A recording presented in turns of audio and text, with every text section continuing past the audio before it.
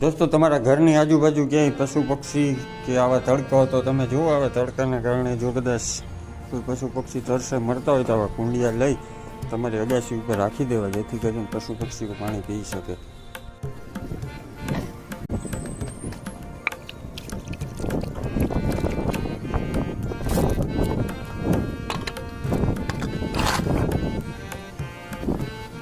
પહેલાં છે ને આપણે જો આવો બોરો રાખ્યો હતો, પણ આમાં શું થાય ખબર છે, પાણી એ નહીં આછું આવે એટલે ને બોરો તૂટી ગયો હતો. તો આપણે કમ્પ્લીટ અત્યારે કુંડી ભરી દીધી છે. હવે પાછું અત્યારે વાગ્યા અંદાજે 11:30 જેવું. આપણે હજી પાછું છે ને હજી 3 વાગે ચેક કરી લેવું, કઈ શકીએ ને મજા આવે નાહવાની.